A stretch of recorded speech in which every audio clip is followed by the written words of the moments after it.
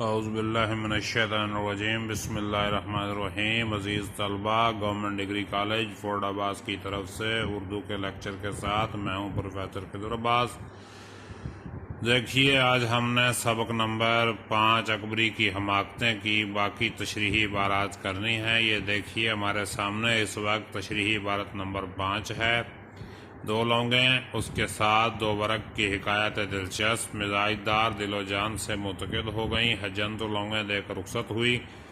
مزاج دار بہو نے غسل کر کپڑے بدل خوشبو لگا، ایک لونگ بسم اللہ کر کے اپنی چوٹی میں باندھی اور میاں کے پلنگ کی چادر اور تکیوں کے غلاف بدل کر ایک لونگ کسی تکیے میں رکھ دی۔ محمد عاقل جو گھر آیا، بی بی کو دیکھا صاف ستھری پلنگ کی چادر بے کہے بدلی ہوئی، خوش ہوا اور التفات کے ساتھ باتیں کرنے لگا۔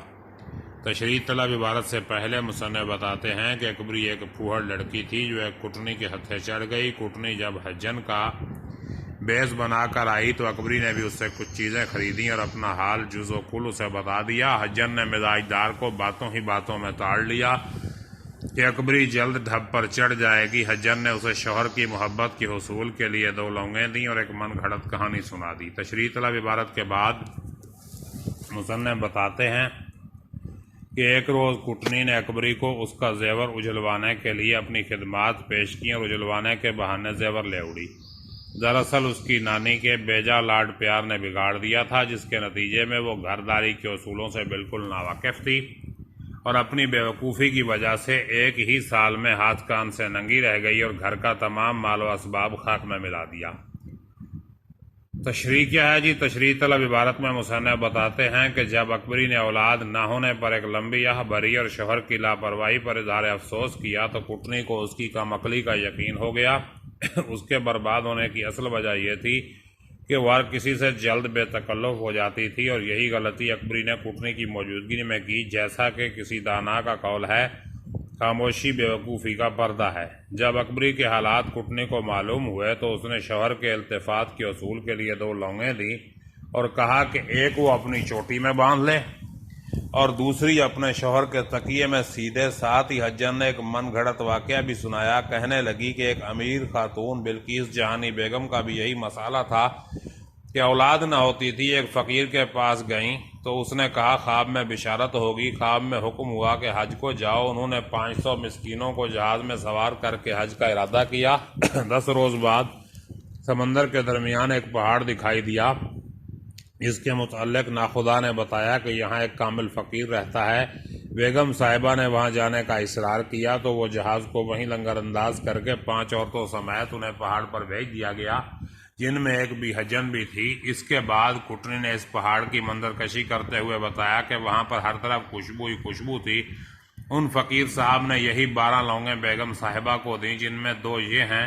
خوشبو کا ذکر کرنے کا مقصد اس علاقے کے تقدس کا اظہار کرنا تھا۔ گویا اپنی چکنی چپڑی باتوں سے اس نام نہاد حجن نے اکبری کو اپنے جال میں پھانس لیا۔ اکبری جیسی ناسمجھ لڑکی اس لیے اس کے ہتھے چڑھ گئی کہ وہ زندگی کے تجربات سے ناواقف تھی۔ جیسا کہ ایک فلاسفر کا قول ہے، زندگی پھولوں کی سیج نہیں، اسے آنکھیں کھول کر بسر کرنا پڑتا ہے، کیونکہ مکاریوں کے اژدہے ہر وقت اپنا فن پھیلائے تم پر وار کرنے کو تیار رہتے ہیں۔ جبکہ اکبری میں عقل و شعور کی شدید کمی تھی۔ اس کی کم عقلی کی دوسری وجہ اس کی نانی کا بیجا لاڈ پیار تھا، جس کی وجہ سے اس نے لڑکپن میں کوئی ہنر نہ سیکھا۔ اس نے نہ تو اپنی زندگی میں کسی چیز کا غیر مشاہدہ کیا، نہ ہی اپنے بڑوں کے تجربوں سے کچھ سبق حاصل کیا۔ ایک اور مفکر نے کہا ہے، علم کتابوں سے جبکہ عقل تجربے سے آتی ہے۔ مصنف نے بڑی خوبی سے ایک ایسا واقعہ بیان کیا ہے جو فطرت کے انتہائی قریب ہے۔ کٹنی کی مہرآمیز گفتگو مصنف نے اس خوبی سے بیان کی ہے کہ اس کے کردار کا پورا نقشہ قارئین کی نظروں کے سامنے آ جاتا ہے۔ مصنف نے دراصل ایسے تمام لوگوں سے ہوشیار رہنے کا درس دیا ہے جو اپنی خوش بیانی اور چرب زبانی سے معصوم لوگوں کو اپنا شکار بنا لیتے ہیں۔ ایسے ہی منافقوں سے متعلق قرآن نے بھی کہا ہے، ان کی زبانیں شہد سے بھی میٹھی اور دل بھیڑیے سے بھی ظالم ہوتے ہیں۔ لہذا چرب زبان اور خوشامد کرنے والے افراد سے انسان کو ہر وقت چوکنا رہنا چاہیے۔ دیکھیے عزیز طلبہ، اب ہمارے سامنے عبارت نمبر 6 ہے۔ طمع ایسی چیز ہے کہ بڑا سیانا آدمی بھی دھوکہ کھا جاتا ہے۔ جنگلی جانور مینا، طوطا، لال بلبل آدمی کی شکل سے بھاگتے ہیں، لیکن دانے کی طمع سے جال میں پھنس جاتے ہیں اور زندگی بھر قفس میں قید رہتے ہیں۔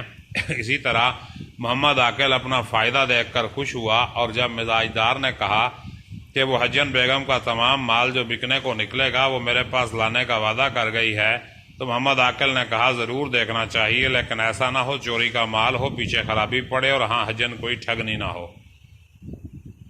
सियाको सबाक देखिए। तशरीह तलब इबारत से पहले मुसन्निफ बताते हैं कि अकबरी एक फुअर लड़की थी जो एक कुटनी के हत्थे चढ़ गई। कुटनी जब हजन का भेष बनाकर आई तो अकबरी ने भी इससे कुछ चीज़ें खरीदी और अपना हाल जुज़ो कुल उसे बता दिया। हजन ने मिजाजदार को बातों ही बातों में ताड़ लिया कि अकबरी जल्द ढप पर चढ़ जाएगी। हजन ने उससे शौहर की मोहब्बत के उसूल के लिए 2 लौंगें दी और एक मनगढ़ंत कहानी सुनाई।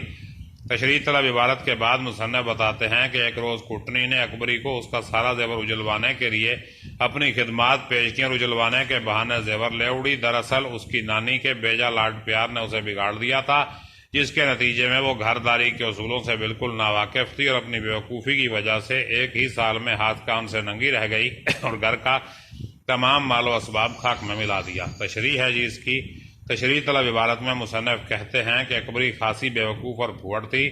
शादी के चंद दिनों के बाद ही वो सास ससुर से लड़ झगड़ कर अपने शौहर के हमरा अलग घर में रहने लगी। उन्हीं अयाम में कुटनी की वारदातों का शहर में गुल था, इसलिए मोहम्मद आकिल ने मिजाजदार को किसी भी अजनबी औरत से बचने के लिए खबरदार किया था। एक दिन वही कुटनी हजन के रूप में अकबरी की गली में आई। उसके पास बेवकूफ़ औरतों को अपने जाल में फंसाने के लिए तरह तरह के तबरुकात और कई दूसरी चीज़ें थीं। मसलन खाके शिफा, मदीना मुनव्वरा की खजूरें, कोहतूर का सुरमा, खाना काबा के गिलाफ का टुकड़ा, पंजसूरा और नादे अली वगैरह। जब हजन अकबरी के घर आई तो उसने बड़ी खातिरदारी की और तमाम चीज़ें जो उसके पास थीं कमाल शौक से देखी। मिजाजदार ने कोहतूर का सुरमा और नादे अली पसंद की और सस्ते दामों खरीद ली। हजन ने बातों ही बातों में जान लिया कि उसको अच्छी चाट लग गई है और बहुत जल्द ढप पर चढ़ जाएगी। मिजाजदार ने हजन से खरीदी गई चीज़ें खास तौर पर लच्छेदार हड़ों वाला हजारबंद मोहम्मद आकिल को दिखाया, जो उसने नहायत सस्ते दामों खरीदा था।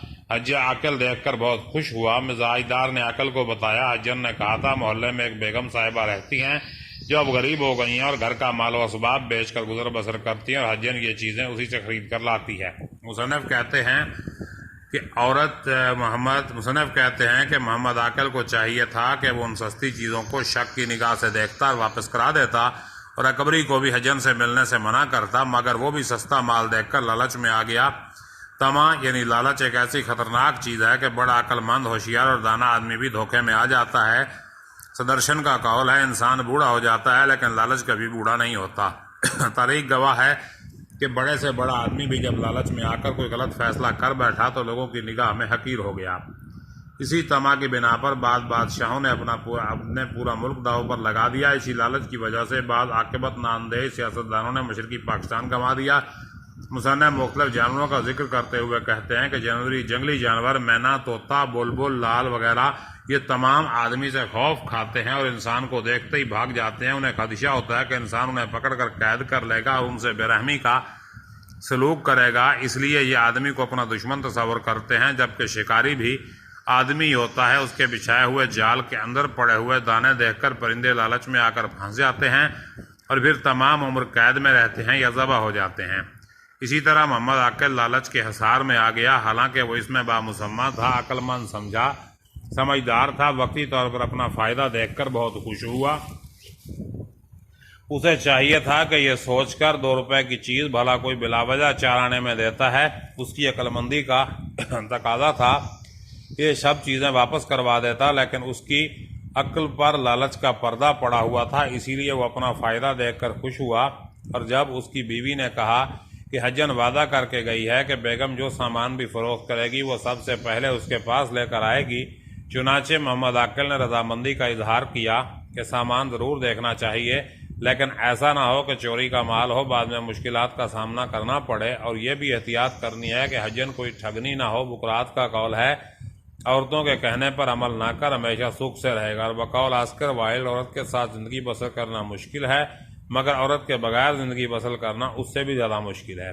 आगे देखिए, इबारत नंबर 7 है, अकबरी को जहेज में जो कपड़े मिले थे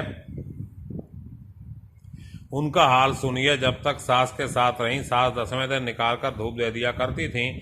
شروع برسات میں الگ ہو کر رہی کپڑوں کا صندوق جس کوٹھڑی میں جس طرح رکھا گیا تھا تمام برسات گزر گئی، اس کو دیکھنا نصیب نہ ہوا، وہیں اسی طرح رکھا رہا۔ جاڑے کی آمد میں دھلائی کی ضرورت ہوئی تو صندوق کھولا گیا، بہت سے کپڑوں کو دیمک چاٹ گئی تھی۔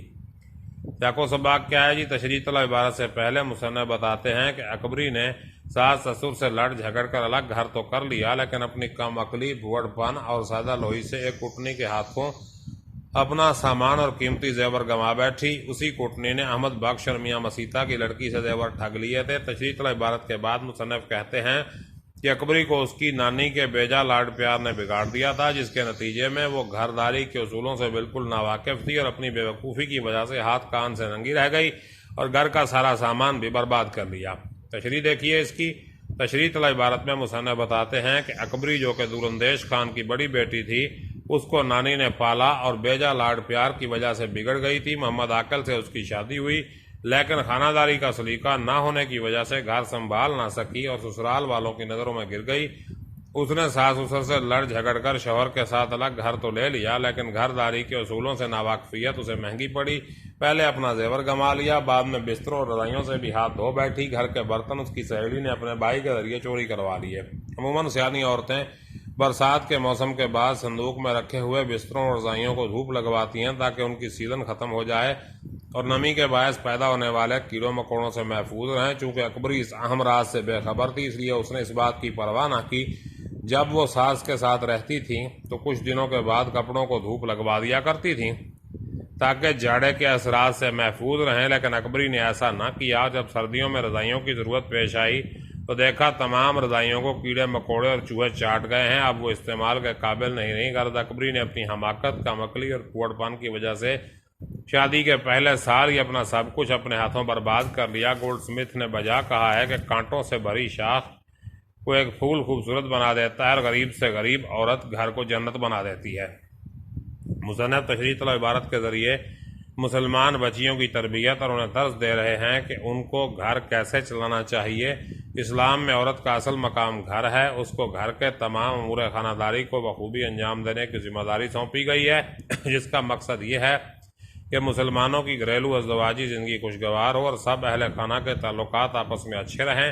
اکبری کو چاہیے تھا کہ وہ امور خانہ داری میں بچپن سے دلچسپی لیتی اور اپنے شوہر اور سسرال والوں کو راضی کرنے کی کوشش کرتی۔ حضور صلی اللہ علیہ وسلم کا فرمان مبارک ہے، 3 شخصوں کی نماز ان کے کانوں سے تجاوز نہیں کرتی، ان میں سے ایک وہ عورت ہے جو اپنے خاوند کی ناراضگی میں رات گزارے۔ حضور صلی اللہ علیہ وسلم نے فرمایا، جب کسی عورت کا خاوند باہر چلا جائے تو اس کے پیچھے اپنی عزت و آبرو کی حفاظت کرے اور شوہر کے مال و اسباب کی نگرانی میں اس کی خیرخواہ اور وفادار رہے۔ لیکن اکبری ان باتوں سے بے خبر تھی، اس لیے شادی کے بعد سسرال والوں نے بھی اسے پسند نہ کیا اور شوہر سے بھی اس کی ناراضی رہتی۔ چونکہ وہ گھر کے کام ٹھیک طور پر نہیں کرتی تھی، اس لیے اکثر نقصان اٹھاتی تھی۔ اس کے بعد دیکھیے جی آخری عبارت ہے اس کی، عبارت نمبر 8۔ اکبری کو نانی کے لاڈ پیار نے زندگی بھر کیسی مصیبت میں رکھا۔ لڑکپن میں اکبری نے نہ کوئی ہنر سیکھا، نہ کچھ اس کے مزاج کی اصلاح ہوئی۔ جب اکبری نے ساس سے جدا ہو کر الگ گھر کیا، برتن بھانڈا کپڑا زیور سب کچھ اس کے پاس موجود تھا۔ چونکہ خانہ داری کا سلیقہ نہیں رکھتی تھی، چند روز میں تمام مال و اسباب خاک میں ملا دیا اور ایک ہی برس میں ہاتھ کان سے ننگی رہ گئی۔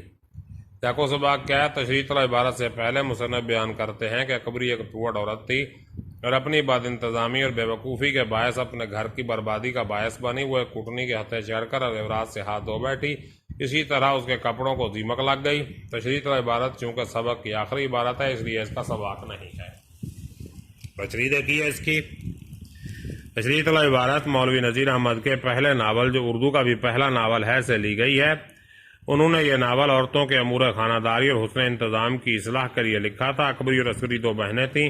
عسکری نہایت سگڑ اور اکبری نہایت پھوڑ تھی۔ اکبری کی شادی ہوئی تو اپنے مزاج کی بدولت اپنے سسر اور ساس سے نبھا نہ سکی اور علیحدہ گھر میں رہنے لگی۔ سلیقہ شعاری اور ہنر اکبری میں مطلق نہ تھا، وہ اپنی بد انتظامی اور بے وقوفی کے باعث اپنے گھر کی بربادی کا باعث بنی۔ اکبری کی اس حالت کی ذمہ دار اس کی نانی تھی، جس نے نہایت لاڈ پیار سے اس کی پرورش کی تھی۔ انگریزی کی ایک کہاوت ہے، اگر بچوں سے رعایت برتو گے تو انہیں خراب کر دو گے۔ بچپن انسان کی زندگی کا ابتدائی زمانہ ہوتا ہے۔ جدید سائنسی تحقیق کے مطابق انسان کی ساری ذہنیت ابتدائی 5 سال میں ہی بن جاتی ہے۔ اس عمر میں انسان بولنے سے قاصر ہوتا ہے اور صرف سن سکتا ہے، لہذا وہ جو کچھ سنے گا اس کی ذہنیت تشکیل میں اہم کردار ادا کرے گا۔ اس لیے ماں کی گود کو انسان کی پہلی درسگاہ قرار دیا گیا ہے۔ جیسی ماں کی تربیت ہوگی ویسی ہی اولاد ہوگی۔ ایک اور انگریزی کی کہاوت ہے، ایک ماں ہی انسان کو انسان بناتی یا بگاڑتی ہے۔ ایک ماں ہی انسان کو بناتی یا بگاڑتی ہے۔ چونکہ اکبری کی تربیت اس کی نانی نے کی تھی، لہٰذا وہ بھی اس کے گھر کی بربادی کی براہ راست ذمہ دار تھی کہ اس نے اکبری کو کوئی سلیقہ اور ہنر نہ سکھایا۔ نبی کریم صلی اللہ علیہ وسلم کا فرمان مبارک ہے، باپ کو اولاد جو کچھ دیتا ہے، باپ اولاد کو جو کچھ دیکھا ہے اس میں سے بہتر عطیہ تعلیم و تربیت ہے۔ جب اکبری نے اپنا گھر ساس سے علیحدہ کیا تو روزمرہ کی تمام اشیاء اس کے پاس موجود تھیں۔ امور خانہ داری سے بے بہرہ ہونے کی وجہ سے زیورات کوٹنے کے ہتھے چڑھ گئے اور کپڑوں کو دیمک لگ گئی۔ غرض اس نے سارا سامان خاک میں ملا دیا۔ بقول گولڈ سمتھ، کانٹوں سے بھری شاخ کو ایک پھول خوبصورت بنا دیتا ہے اور غریب سے غریب عورت گھر کو جنت بنا دیتی ہے۔ اس میں ایک سبق یہ ہے کہ اللہ لوگوں کو ہر قسم کی نعمتوں سے سرفراز کرتا ہے۔ اب یہ انسان پر منحصر ہے کہ وہ اپنے آپ کو اس کا اہل ثابت کرتے بھی ہیں یا نہیں۔ انسان اپنی بربادی کا خود ذمہ دار ہے۔ خدا کسی کے حالات نہیں بدلتا مگر انسان جب تک خود نہ چاہے۔ اکبری اپنی حماقتوں کے باعث اپنے مال و متاع سے ہاتھ دھو بیٹھی۔ اس کا شوہر عاقل عقل مند انسان تھا اور اس نے شرافت کا دامن نہ چھوڑا۔ اگر کوئی اور ہوتا تو اسے قطع تعلق ہو جاتا۔ اس میں مردوں کے لیے بھی سبق ہے کہ وہ کبھی بھی تحمل اور بردباری کا دامن نہ چھوڑیں۔ قرآن مجید میں بھی نیک عورتوں کی صفات بیان کی گئی ہیں، فالصالحات قانتات حافظات للغیب، فالصالحات و قانتات و حافظات للغیب، پس جو نیک عورتیں ہیں وہ پرہیزگار ہیں، نگہبان ہیں پیٹھ پیچھے۔ کسی گھر کی خوشحالی یا بربادی کے پیچھے کسی عورت کا ہاتھ ہوتا ہے۔ اب یہ عورتوں پر منحصر ہے کہ وہ کون سی راہ اختیار کرتی ہیں۔ والدین کی بھی ذمہ داری ہے کہ اپنی بیٹیوں کو امور خانہ داری کی بہترین تربیت دیں تاکہ وہ اپنے گھروں میں بربادی کا باعث نہ بنے۔ تو عزیز طلبہ، آج ہم نے اس کی تشریحات مکمل کر لیں اور کل انشاءاللہ ہم اس کے ملٹیپل چوائس کوسچنز یعنی MCQs کریں گے۔ تب تک کے لیے اجازت دیجیے، اپنا خیال رکھیے گا۔ اللہ حافظ۔